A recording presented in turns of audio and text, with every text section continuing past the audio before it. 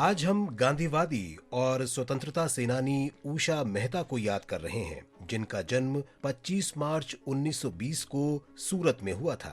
बचपन से ही वे ब्रिटिश शासन से संघर्ष में सक्रिय रूप से भाग लेने लगी थीं। 1928 में 8 वर्ष की अल्पायु में उषा ने पहली बार साइमन कमीशन के विरोध प्रदर्शन में हिस्सा लिया। बालिका होने के बावजूद वे शराब की दुकानों के सामने विरोध प्रदर्शन किया करती थीं और गुपचुप विभिन्न पर्चे बांटा करती थीं।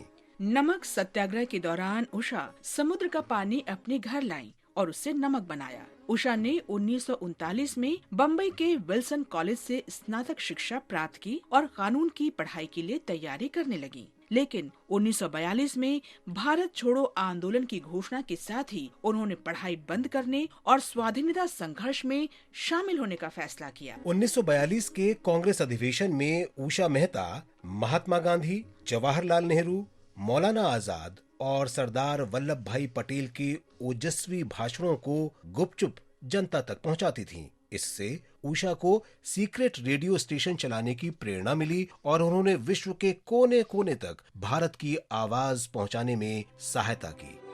14 अगस्त 1942 को उषा मेहता ने अपने सहयोगियों के साथ कांग्रेस रेडियो की पहली उद्घोषणा की। इस शो में उषा ने अंग्रेजी और हिंदी में न्यूज बुलेटिन्स पढ़े। हिंदुस्तान हमारा गीत के साथ शो आरंभ हुआ और अंत में वंदे मातरम बजाया गया। ब्रिटिश अधिकारियों की कड़ी निगरानी के बावजूद उनके रेडियो स्टेशन ने निडरता पूर्वक अंग्रेजों के दमन की खबर जन जन तक पहुंचाई। भूमिगत रहने के लिए उषा मेहता को बार बार अपना ठिकाना बदलना पड़ता था ताकि अंग्रेजों की नजरों से बची रहें। भारत छोड़ो आंदोलन के दौरान उन्होंने रेडियो स्टेशन की जगह कई बार बदली।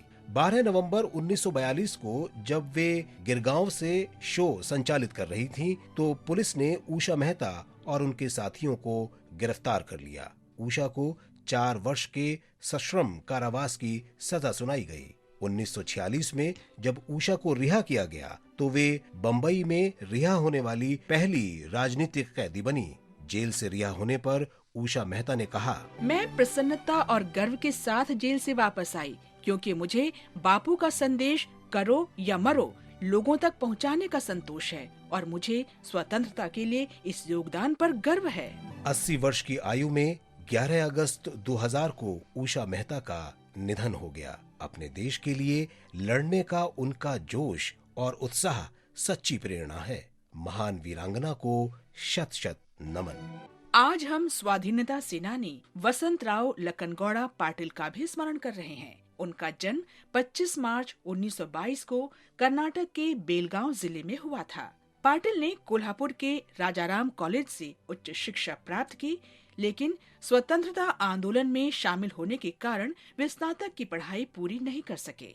वसंतराव को डॉक्टर M.R. देसाई, आचार्य जावड़ेकर, N.S. हार्डिकर और बैरिस्टर खार्डेकर जैसे शिक्षकों से देशभक्ति और समाज सेवा की प्रेरणा मिली। कोल्हापुर में वसंतराव कट्टर स्वाधीनता सेनानी नाना पाटिल के संपर्क में आए, जिन्होंने स्वाधीनता संघर्ष में शामिल होने के वसंतराव के निर्णय को और मजबूती दी।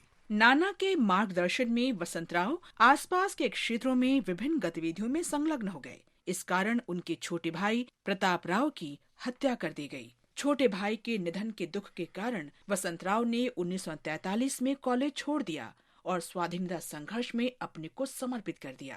ब्रिटिश प्रशासन के अत्याचार के बावजूद वसंतराव ने और अधिक उत्साह के साथ गतिविधियां जारी रखी। वे क्षेत्र में मोस्ट वांटेड लोगों में शामिल हो गए और पुलिस ने उन्हें देखते ही गोली मारने के आदेश जारी कर दी।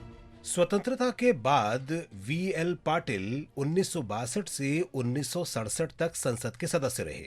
1969 में वसंतराव कई बार कर्नाटक विधानसभा के लिए निर्वाचित हुए। उन्होंने 1989 तक विभिन्न मंत्रालयों की जिम्मेदारी भी संभाली। वसंतराव को जीवन भर विभिन्न सामाजिक प्रयासों के लिए 2008 में इंदिरा गांधी सद्भावना नेशनल अवार्ड भी प्रदान किया गया। 9 दिसंबर 2012 को V.L. पाटिल का निधन हो गया। महान राष्ट्रवादी को नमन।